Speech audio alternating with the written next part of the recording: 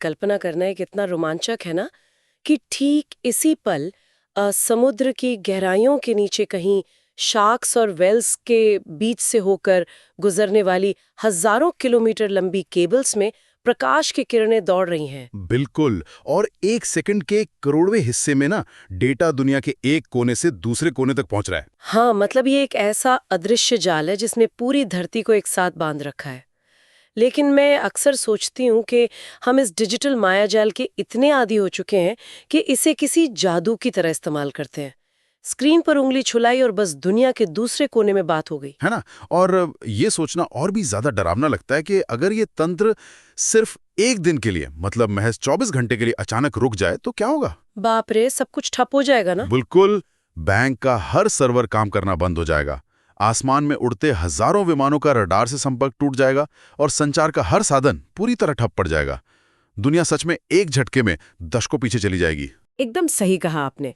लेकिन इस तथाकथित जादू के पीछे असल में प्लास्टिक, सिलिकॉन और बिजली के तारों का एक बहुत ही ठोस, तार्किक और कभी-कभी सिर चकरा देने वाला विज्ञान है। हाँ, और आज इसी विज्ञान पर हम गहराई से चर्चा करने वाले हैं। बिल्कुल। आज हमारे पास जो स्रोत सामग्री है ना, वो किसी आम किताब से नहीं है, बल्कि प्रतियोगी परीक्षाओं के उस कड़े सिलेबस से ली गई है जो कंप्यूटर सामान्य ज्ञान के एक-एक पुर्जे को खोल कर रख देता है। और यहाँ ये स्पष्ट करना बहुत जरूरी है कि आज हमारा लक्ष्य परीक्षाओं के लिए कोई तारीखें या नाम रटना बिल्कुल नहीं है। हाँ, रट्टा मारने वाला काम नहीं करना है हमें। सही कहा। इस स्रोत में जो जानकारी दी गई है वो असल में उस डिजिटल दुनिया का व्याकरण है। हम उन बुनियादी नियमों को डिकोड करने की कोशिश करेंगे जिन पर यह पूरी आधुनिक व्यवस्था टिकी हुई है। तो चलिए इस यात्रा की शुरुआत उस चीज से करते हैं जिसे छुआ जा सकता है। मेरा मतलब है हार्डवेयर। जब हम क्लाउड या डेटा की बात करते हैं तो वो सब बहुत हवा-हवाई लगता है, लेकिन असल में वो कहीं ना कहीं किसी भौतिक मशीन पर ही तो मौजूद होता है ना। बिल्कुल, वो किसी हवा में नहीं तैर रहा है। हाँ, तो शुरुआत में मशीनों के इतिहास से शुरुआत की गई है, जहां ENIAC जैसी मशीन का नाम आता है। इसे पढ़कर मुझे थोड़ी हैरानी हुई कि एक कंप्यूटर एक पूरे कमरे जितना बड़ा कैसे हो सकता है। आज के स्मार्टफोन के जमाने में ये अजीब लग सकता है, लेकिन ENIAC, जिसे जे प्रेस्पर एकर्ट और जॉन मॉचली ने बनाया था, उसे पहला इलेक्ट्रॉनिक कंप्यूटर माना जाता है। अच्छा। उस समय माइक्रोचिप जैसी कोई चीज नहीं थी। उसकी जगह बड़ी बड़ी वैक्यूम ट्यूब्स इस्तेमाल होती थी। इसी वजह से इसका आकार एक विशाल कमरे जितना था। मतलब एक पूरा कमरा सिर्फ एक कंप्यूटर के लिए। हाँ, और ये मशीनें इतनी ज्यादा बिजली खींचती थीं और इतनी गर्मी पैदा करती थीं कि इन्हें ठंडा रखना ही अपने आप में एक बहुत बड़ा प्रोजेक्ट होता था। ये तो एक पूरे कारखाने जैसा लग रहा है। और स्रोत ये भी बताता है कि भारत का पहला निर्मित कंप्यूटर सिद्धार्थ था। बिल्कुल। फिर समय के साथ तकनीक सुधरी, वैक्यूम ट्यूब्स की जगह छोटे पुर्जों ने ले ली और फिर सुपर कंप्यूटर का दौर आया। जैसे स्रोत ने क्रे-1 का जिक्र है, जिसने गणना करने की रफ्तार को एक नए स्तर पर पहुंचा दिया था। एकदम सही। लेकिन इन सब में एक बहुत दिलचस्प बात है। वो क्या? यही कि एक कमरे जितने बड़े ENIAC से लेके आज के सबसे तेज सुपर कंप्यूटर तक मशीनें पूरी तरह बदल चुकी हैं, लेकिन उनके काम करने का बुनियादी तरीका बिल्कुल नहीं बदला। अच्छा, मतलब वो जो इनपुट, प्रोसेस और आउटपुट वाला मॉडल है। हाँ, बिल्कुल वही। आकार और रफ्तार चाहे जितनी बदल गई हो, बुनियादी सिद्धांत आज भी वही है। डेटा अंदर लेना, उस पर विचार करना और फिर एक नतीजे के रूप में उसे बाहर देना। लेकिन यहाँ मुझे एक बात समझ नहीं आ रही। ये जो बीच का हिस्सा है, मतलब प्रोसेस करना, ये मशीन के किस हिस्से में होता है? इस पूरी प्रक्रिया का जो मस्तिष्क होता है ना, उसे प्रोसेसर या माइक्रोचिप कहते हैं। यही तय करता है कि किस जानकारी के साथ क्या करना है। ठीक है। और जब बात शुद्ध गणित की आती है, जैसे जोड़ना, घटाना या ये तुलना करना कि कौन सी संख्या बड़ी है, तो प्रोसेसर के अंदर एक विशेष विभाग काम करता है, जिसे ALU यानी अरिथमेटिक लॉजिक यूनिट कहते हैं। ओहो, यानी प्रोसेसर एक तरह का मैनेजर है और ALU उसका मुनीम है जो सारे गणितीय काम संभालता है। हाँ, ये बहुत बढ़िया उदाहरण है। और स्रोत में मदरबोर्ड का भी जिक्र है। नाम से तो ऐसा लगता है जैसे ये बाकी सभी पुर्जों की माँ हो। इसे ऐसे ही समझा जा सकता है। मदरबोर्ड असल में पूरे सिस्टम का तंत्र है। मतलब नर्वस सिस्टम की तरह। बिल्कुल। प्रोसेसर, ALU, मेमोरी, ये सब अलग अलग पुर्जे हैं। इन सबको एक दूसरे से जोड़ने और इनके बीच बिजली और डेटा का प्रवाह बनाए रखने का काम ये मुख्य बोर्ड ही करता है। रुको, मेमोरी की बात आई तो स्रोत में एक चीज है जो मुझे बहुत अजीब लगी। इसमें रैम यानी रैंडम एक्सेस मेमोरी का जिक्र है और इसे स्पष्ट रूप से अस्थायी मेमोरी बताया गया है। हाँ, वो अस्थायी यानी टेम्परेरी ही होती है। लेकिन इसका मतलब तो ये है कि बिजली जाते ही इसका सारा डेटा मिट जाता है। अगर ये इतनी ही कमज़ोर है तो हम इसका इस्तेमाल ही क्यों करते हैं? हम सीधे हार्ड ड्राइव से काम क्यों नहीं करते जहां डेटा हमेशा सुरक्षित रहता है? ये एक बहुत ही लाजमी सवाल है। पहली नज़र में ये एक बहुत बड़ी खामी लगती है, लेकिन चलिए इसे एक उदाहरण से समझने की कोशिश करते हैं। मान लीजिए प्रोसेसर एक बहुत ही तेज दिमाग वाला व्यक्ति है जो एक कुर्सी पर बैठकर काम कर रहा है। ठीक है, मान लिया। और हार्ड ड्राइव उस कमरे के कोने में रखी एक बहुत बड़ी अलमारी है जहां दुनिया भर की फाइलें रखी हैं। अलमारी यानी हार्ड ड्राइव जहां सब कुछ सुरक्षित है। अब अगर उस व्यक्ति को कोई काम करना है तो क्या वो हर बार उठकर अलमारी तक जाएगा, एक कागज निकालेगा, उस पर काम करेगा और वापस अलमारी में रखकर आएगा? अरे नहीं, ऐसा करने में तो उसका ज्यादातर समय सिर्फ कमरे में चलने में ही बर्बाद हो जाएगा। बस यही बात है, इसलिए रैम का इस्तेमाल होता है। हाँ, अब मेरी समझ में आया। तो रैम वो काम करने की मेज है जो उस व्यक्ति के बिल्कुल सामने रखी है। एकदम सही। जो भी फाइलें या सॉफ्टवेयर तुरंत इस्तेमाल होने हैं, प्रोसेसर उन्हें अलमारी यानी हार्ड ड्राइव से निकालकर अपनी तेज मेज यानी रैम पर रख लेता है, जिससे काम फटाफट बिना रुके चलता रहे। हाँ, क्योंकि रैम बहुत ज्यादा तेज होती है। लेकिन इस रफ्तार की कीमत यही है कि यह सिर्फ तभी तक काम करती है जब तक सिस्टम ऑन है। बिजली जाते ही मेज बिल्कुल साफ हो जाती है। यह तो इंजीनियरिंग का एक बहुत ही शानदार समझौता है। मतलब रफ्तार के बदले अस्थायी मेमोरी। और शायद इसी कमजोरी से बचने के लिए, मतलब बिजली अचानक जाने पर मेज साफ होने से रोकने के लिए ही यूपीएस का इस्तेमाल किया जाता है ना? बिल्कुल, यूपीएस यानी अनइंटरप्टेबल पावर सप्लाई। हाँ, जो एक तरह से बैकअप धड़कन की तरह काम करता है, जो मुख्य बिजली जाने पर भी कुछ देर तक मशीन को जिंदा रखता है ताकि काम को अलमारी में वापस सुरक्षित रखा जा सके। सही कहा। अब सिस्टम तैयार है, लेकिन इंसानों के सिस्टम से बात करने के लिए भी तो कुछ सही है ना? हाँ, यही इनपुट और आउटपुट डिवाइस काम आते हैं। जैसे माउस, जिसका आविष्कार स्रोत के मुताबिक डगलस एंगलबर्ट ने किया था। हाँ, और कीबोर्ड या मॉनिटर भी। इनपुट आउटपुट से याद आया, इस स्रोत में एक ऐसा तथ्य है जो सच में दिमाग की बत्ती जला देता है। इसमें मॉनिटर के प्रकार बताए गए हैं, पुराने सीआरटी और नए एलसीडी। सीआरटी मतलब? Cathode ray tube. हाँ वही। लेकिन मुझे एक सवाल हमेशा से परेशान करता था कि स्क्रीन चाहे फोन की हो या टीवी की, उसे हमेशा तिरछा या डायगोनली ही क्यों नापा जाता है? मतलब सीधे इंच में लंबाई या चौड़ाई क्यों नहीं बताते? ये एक बहुत ही मजेदार ऐतिहासिक किस्सा है। इसका सीधा संबंध उन पुराने भारी भरकम सीआरटी मॉनिटर से है। अच्छा, वो बड़े वाले टीवी जैसे डिब्बे? हाँ, शुरुआती टीवी और कंप्यूटर में जो कैथोड रे ट्यूब इस्तेमाल होती थी, वे असल में गोल आकार की होती थी। गोल?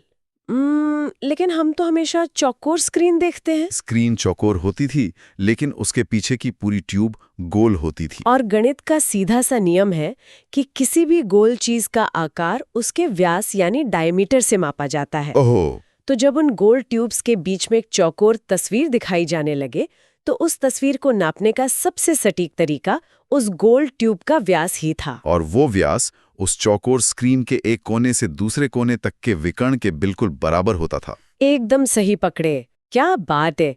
आज हमारे पास एकदम चपटी, आयताकार एलसीडी और ओलेड स्क्रीन्स हैं। पीछे कोई गोल ट्यूब नहीं है। तकनीक पूरी तरह बदल चुकी है, लेकिन नापने का वो पुराना ऐतिहासिक तरीका आज भी वैसे का वैसा ही चला रहा है। हाँ, इतिहास अक्सर भविष्य की आदतें तय कर देता है। लेकिन यहाँ से कहानी में एक बड़ा मोड़ आता है। ये मदरबोर्ड, प्रोसेसर, माउस, स्क्रीन, ये सब अपने आप में केवल प्लास्टिक और सिलिकॉन के बेजान टुकड़े हैं। सही बात है। सवाल ये है कि इनमें जान कैसे आती है? ये सोचते कैसे हैं? और यहीं से मशीनों की भाषा की बात शुरू होती है।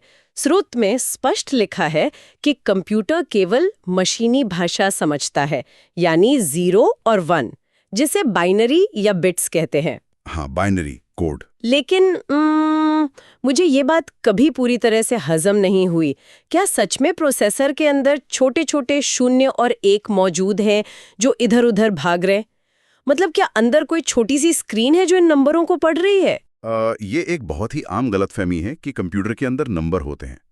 अंदर कोई नंबर नहीं होते। प्रोसेसर असल में अरबों सूक्ष्म स्विचों से बना होता है। स्विच। हाँ, इन स्विचों को ट्रांजिस्टर कहा जाता है।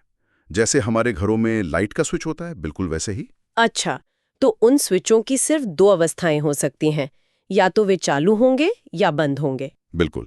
जब किसी ट्रांजिस्टर में बिजली चालू होती है तो उसे समझने के लिए इंसान ने 1 का नाम दे दिया, और जब बिजली बंद होती है तो उसे 0 कह दिया। अरे वाह! पूरी डिजिटल दुनिया, इंटरनेट, वीडियो गेम्स, सब कुछ असल में सिर्फ बिजली के चालू या बंद होने का एक बहुत तेज खेल है। यानी 0 और 1 कोई नंबर नहीं, बल्कि बिजली के होने या ना होने की स्थिति है।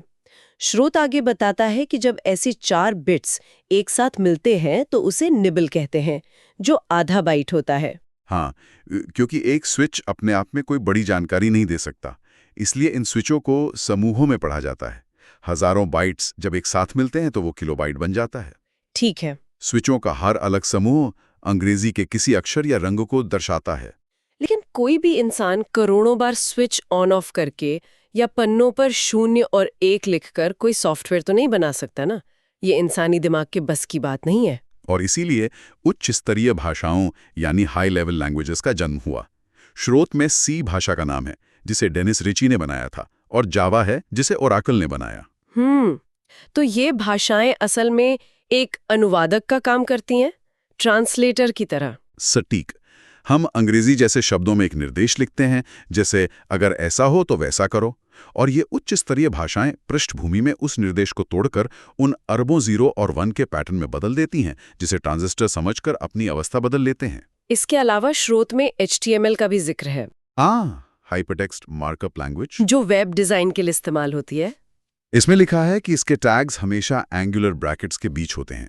मतलब ये वेब पेजों को आकार देने का अपना एक अलग व्याकरण है। बिल्कुल। अब जब एक मशीन बोलना और समझना सीख गई है तो वो अकेली तो रहेगी नहीं, वो दूसरी मशीनों से बात करना चाहेगी, और स्रोत का अगला हिस्सा हमें नेटवर्किंग की ओर ले जाता है। मशीनों का अपना समाज। नेटवर्किंग की शुरुआत बहुत छोटे स्तर पर होती है, जैसे लैन यानी लोकल एरिया नेटवर्क, जो किसी एक ऑफिस या इमारत तक सीमित होता है। और जब ये दायरा बढ़कर पूरे शहर को जोड़ लेता है तो उसे मैन कहते हैं, यानी मेट्रोपॉलिटन एरिया नेटवर्क। हाँ, इन मशीनों को जोड़ने के तरीके को स्रोत में टोपोलॉजी कहा गया है। इसमें रिंग टोपोलॉजी और मैश टोपोलॉजी के नाम दिए गए हैं। ये मैश टोपोलॉजी कुछ खास लगती है। टोपोलॉजी असल में मशीनों को भौगोलिक रूप से बिछाने का नक्शा है। मैश टोपोलॉजी इसलिए बहुत खास है क्योंकि इसमें हर कंप्यूटर नेटवर्क के बाकी सभी कंप्यूटरों से सीधे तौर पर तारों से जुड़ा होता है। अच्छा। इसे बाई डायरेक्शनल लिंक कहते हैं। मतलब ये एक बहुत ही घना जाल है। इसका फायदा तो ये होगा ना कि अगर नेटवर्क की कोई एक केबल या मुख्य तार कट भी जाए तो व्यवस्था ठप नहीं होती। बिल्कुल सही। डेटा तुरंत कोई दूसरा रास्ता खोज लेता है क्योंकि रास्ते बहुत सारे हैं। ये सुरक्षा और निरंतरता के लिए बेहतरीन है। एकदम। लेकिन ये डेटा तारों में या हवा में सफर कैसे करता है? इसके लिए स्रोत में OSI मॉडल की 7 लेयर्स का जिक्र है। 7 परतें? हाँ, ये व्यवस्था का वो नियम है जो डेटा के सफर को संभव बनाता है। ये OSI मॉडल थोड़ा भारी और तकनीकी लगता है मुझे। क्या ऐसे किसी रोजमर्रा की चीज से समझा जा सकता है? मतलब मान लीजिए कोई फोन से सिर्फ हेलो टाइप करके भेजता है, तो इन 7 लेयर्स के बीच असल में क्या हो रहा होता है? इसे ऐसे समझते हैं, जब स्क्रीन पर हेलो टाइप होता है तो सबसे ऊपरी परत, जिसे एप्लीकेशन लेयर कहते हैं, वो तय करती है कि ये मैसेज व्हाट्सएप पर जाना है या ईमेल पर। वो उसे उस ऐप के हिसाब से तैयार करती है। ठीक है, उसने पैगाम तैयार कर लिया, फिर क्या होता है? फिर वो पैगाम नीचे की परतों में जाता है, जैसे ट्रांसपोर्ट और नेटवर्क लेयर। वहां उस हेलो को छोटे छोटे टुकड़ों में काट दिया जाता है, जिन्हें पैकेट्स कहते हैं। पैकेट्स? हाँ, और हर पैकेट पर भेजने वाले का पता और पाने वाले का IP एड्रेस चिपका दिया जाता है, बिल्कुल किसी डाकघर की तरह, ताकि वो रास्ते में गुम ना हो जाए। सही। और फिर अंत में सबसे निचली परत, जिसे फिजिकल लेयर कहते हैं, वो उस डिजिटल जानकारी को रेडियो सिग्नल्स या तारों के अंदर दौड़ने वाली बिजली की तरंगों में बदल देती है। अरे वाह! वो बिजली हवा या तारों से गुजरती है और दूसरे फोन पर पहुंचकर वापस उल्टे क्रम में उन 7 परतों से गुजरती हुई स्क्रीन पर हेलो के रूप में प्रकट हो जाती है। ये तो अविश्वसनीय है। और ये पूरी 7 लेयर की यात्रा 1 सेकंड के भी एक छोटे से हिस्से में पूरी हो जाती है। बिल्कुल, पलक झपकते ही। अब जब ऐसे हजारों छोटे छोटे नेटवर्क पूरी दुनिया में फैल जाते हैं तो एक महासागर बनता है।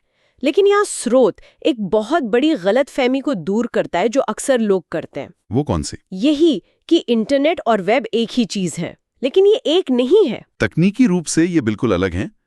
इंटरनेट तारों, सर्वर और राउटर्स का वह विशाल भौतिक ढांचा है जो समुद्र के नीचे और जमीन पर बिछा हुआ है। और वेब, जिसका आविष्कार टिम बर्नर्स-ली ने किया था, वो असल में सूचनाओं, वेबसाइटों और पेजों का वो भंडार है जो उस भौतिक ढांचे के ऊपर मौजूद है। बिल्कुल सही। अगर इसे थोड़ा और सरल किया जाए तो क्या हम कह सकते हैं कि इंटरनेट दुनिया भर में फैली सड़कों का विशाल जाल है? हाँ। और वेब उन सड़कों के किनारे बनी दुकानें और इमारतें हैं जहां जानकारी रखी है। ये एक बहुत ही स्पष्ट सादृश्य है समझने के लिए। और स्रोत में दुनिया के सबसे पहले ब्राउज़र मोज़ैक का जिक्र है। यानी ब्राउज़र वो गाड़ी है जिसमें बैठकर हम इंटरनेट की सड़कों पर दौड़ते हैं और वेब की दुकानों तक पहुंचते हैं। बहुत बढ़िया। लेकिन जरा सोचिए, जब करोड़ों गाड़ियां एक साथ उन सड़कों पर दौड़ रही होंगी तो वे आपस में टकराकर दुर्घटनाग्रस्त क्यों नहीं होती? क्योंकि डिजिटल दुनिया में भी ट्रैफिक के नियम होते होंगे, है ना? बिल्कुल। इन्हीं डिजिटल ट्रैफिक नियमों को प्रोटोकॉल्स कहा जाता है। अच्छा। स्रोत में ऐसे कई प्रोटोकॉल्स हैं, जैसे HTTP, जो ये तय करता है कि कोई वेब पेज आपकी गाड़ी यानी ब्राउजर तक सुरक्षित रूप से कैसे पहुंचेगा। और TCP/IP, जो ये सुनिश्चित करता है कि डेटा के पैकेट सही पते पर पहुंचें। स्रोत में URL का भी नाम है, जो किसी भी पेज या दुकान का एकदम सटीक गली नंबर और पता होता है। हाँ, इसके अलावा वाईफाई का जिक्र है, जिसका पूरा नाम वायरलेस फिडेलिटी है।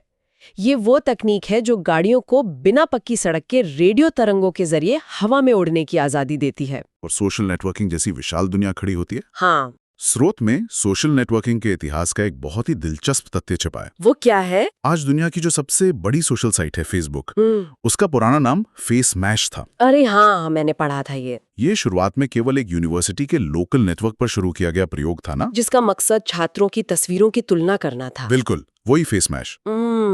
ये देखकर तो रोंगटे खड़े हो जाते हैं कि कैसे एक छोटे से कमरे में शुरू हुआ प्रयोग इंटरनेट की सड़कों और सही प्रोटोकॉल्स की ताकत पाकर रातों रात पूरे वर्ल्ड वाइड वेब पर छा सकता है। लेकिन हर चमकती चीज के पीछे एक अंधेरा भी होता है। वो तो है। जहां इतनी भीड़ है, जहां दुनिया भर की निजी जानकारी मौजूद है, जहां ई-कॉमर्स के जरिए अरबों रुपए हवा में तैर रहे हैं, वहां डिजिटल दुनिया का एक अंडरवर्ल्ड भी मौजूद है। रोशनी के साथ परछाइयां भी हैं।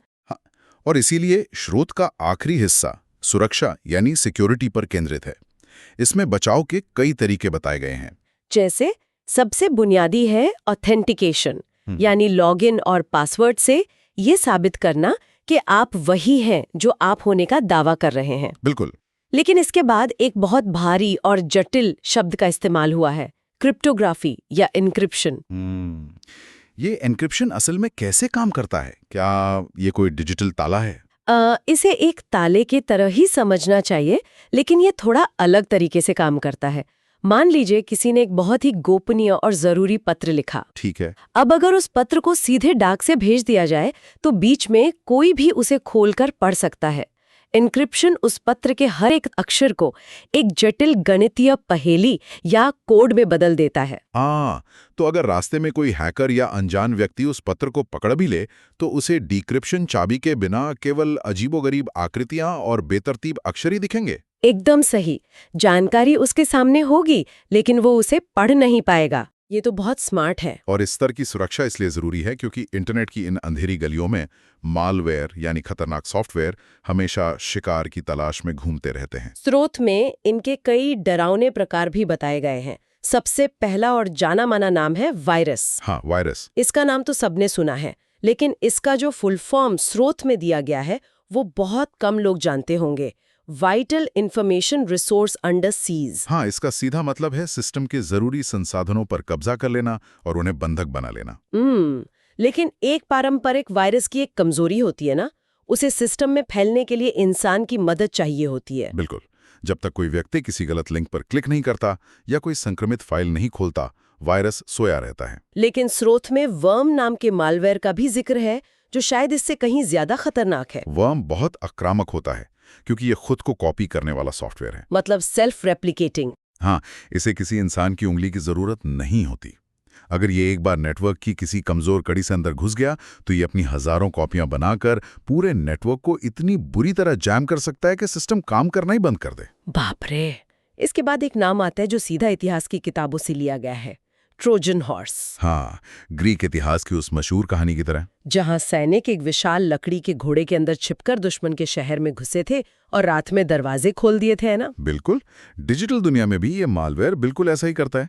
ये इंटरनेट पर किसी बहुत ही सामान्य और काम के सॉफ्टवेयर का रूप धारण करके बैठा रहता है, जैसे कोई फ्री गेम या वीडियो प्लेयर, और लोग खुशी खुशी उसे डाउनलोड कर लेते हैं। बिल्कुल। लेकिन जैसे ही वो इंस्टॉल होता है, वो पीछे से हैकर्स के लिए खुफिया दरवाजा यानी बैकडोर खोल देता है, जिससे वे पूरे सिस्टम को कंट्रोल कर सकें। ये तो बहुत बड़ा धोखा है यार। या। लेकिन इन सब में मुझे सबसे ज्यादा डरावना लॉजिक बॉम्ब लगा। ये क्या चीज है? लॉजिक बॉम्ब सबसे शांत लेकिन सबसे खतरनाक हथियारों में से एक है। ये किसी वायरस या वर्म की तरह तुरंत हमला नहीं करता, ना ही पूरे नेटवर्क में अपनी कॉपियां बनाता है।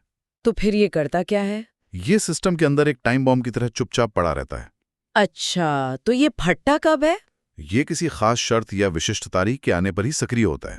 उदाहरण के लिए मान लीजिए किसी कंपनी के एक नाराज कर्मचारी ने सिस्टम में एक लॉजिक बॉम्ब डाल दिया है, जिसमें लिखा है कि जिस दिन मुझे नौकरी से निकाला जाए उसके ठीक 1 महीने बाद कंपनी का सारा डेटाबेस डिलीट हो जाए। ओहो, वो शांत रहेगा, लेकिन शर्त पूरी होते ही तबाही मचा देगा। इतने सारे खतरे, हर तरफ से हमले की आशंका।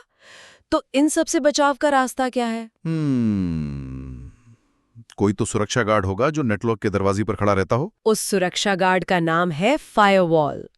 स्रोत इसे नेटवर्क सुरक्षा की एक अहम कड़ी मानता है। फायरवॉल? हाँ, फायरवॉल असल में किसी भी नेटवर्क का डिजिटल बाउंसर है।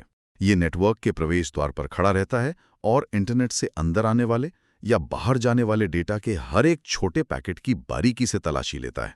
और जो पैकेट सुरक्षित और नियमों के मुताबिक है, उसे जाने देता है। बिल्कुल। और जो थोड़ा भी संदिग्ध है, उसे वहीं नष्ट कर देता है। इसके साथ ही स्रोत स्पैम या अवांछित ईमेल से बचने की भी सख्त हिदायत देता है, क्योंकि ज्यादातर मालवेयर इन्हीं के जरिए छिप कर आते हैं। एकदम सही बात है। खैर, अगर इस पूरी चर्चा को एक जगह समेटा जाए तो ये सफर सच में दिमाग को हिला देने वाला रहा है। हार्डवेयर के उन अरबों सूक्ष्म ट्रांजिस्टरों से शुरू होकर जो सिर्फ बिजली के ऑन और ऑफ की भाषा समझते हैं, वहां से उच्च स्तरीय भाषाओं के जरिए मशीन को निर्देश देना, और फिर नेटवर्किंग के जरिए उन मशीनों का एक विशाल समाज बनाना। हाँ, फिर इंटरनेट की उन भौतिक सड़कों पर वेब प्रोटोकॉल्स और ब्राउजर्स के जरिए डेटा का सुरक्षित सफर, और अंत में एन्क्रिप्शन और फायरवॉल जैसे बाउंसर्स जो इस पूरी व्यवस्था को मैलवेयर के अंडरवर्ल्ड से बचा के रखते हैं। सब कुछ एक दूसरे से इतनी गहराई से, इतने बेहतरीन तरीके से जुड़ा है कि एक भी कड़ी कमजोर पड़ने पर पूरी व्यवस्था चरमरा सकती है। सच में ये कोई साधारण विज्ञान नहीं है। ये एक पूरा जीता जागता धड़कता हुआ डिजिटल ब्रह्मांड है, जो हर वक्त हमारे कंप्यूटर और फोन की स्क्रीन के पीछे बिना रुके काम कर रहा है। बिल्कुल। इस गहन विश्लेषण को खत्म करने से पहले ना, स्रोत सामग्री में दिए गए 2 तथ्यों को अगर अगल बगल रखकर देखा जाए तो एक बहुत ही दिलचस्प और उत्तेजक विचार सामने आता है। कौन सा विचार? स्रोत के एक हिस्से में कंप्यूटर को स्पष्ट रूप से कृत्रिम बुद्धि यानी आर्टिफिशियल इंटेलिजेंस की संज्ञा दी गई है, और दूसरी तरफ ये बताया गया है कि दुनिया भर में हर साल 2 दिसंबर को कंप्यूटर साक्षरता दिवस मनाया जाता है।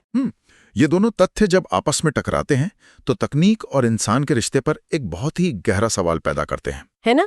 सोचने वाली बात यह है कि क्या ये साक्षरता दिवस सिर्फ इंसानों को ये सिखाने के लिए बनाया गया था कि माउस कैसे चलाएं, कीबोर्ड पर टाइप कैसे करें या इंटरनेट पर जानकारी कैसे खोजें, या फिर ये एक बहुत ही सूक्ष्म और छिपी हुई चेतावनी है? हाँ, क्योंकि कृत्रिम बुद्धि आज इतनी तेजी से विकसित हो रही है, खुद को लिख रही है और फैसले ले रही है कि शायद अब इंसान मशीनों का इस्तेमाल करना नहीं सीख रहे हैं। बल्कि मेरा मानना है कि मशीनें अपने विकास की गति से हमें ये सिखा रही हैं कि उनके साथ तालमेल बिठाने के लिए, इस नए ब्रह्मांड में प्रासंगिक बने रहने के लिए इंसानों को खुद को लगातार अपग्रेड कैसे करना है। ये एक ऐसा विचार है जो तकनीक को देखने का पूरा नजरिया ही बदल देता है। जिस चीज को कभी इंसान ने अपने एक औजार के रूप में बनाया था, आज वही औजार इंसान के काम करने, सोचने और जीने की गति तय कर रहा है। ये सच में एक ऐसा विचार है जिसे मन में रखकर ही इस डिजिटल दुनिया को पूरी तरह समझा जा सकता है। बिल्कुल।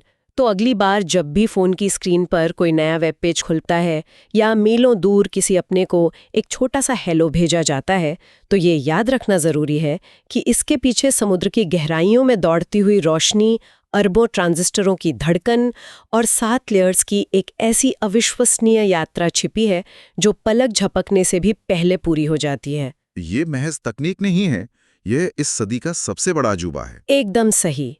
और इस अदृश्य विज्ञान के रहस्यों को ऐसे ही खोजते रहना और समझते रहना ही इस नए युग की असली साक्षरता है। तो चलिए इसी विचार के साथ इस डीप डाइव को यहीं विराम देते हैं। जुड़े रहने के लिए धन्यवाद।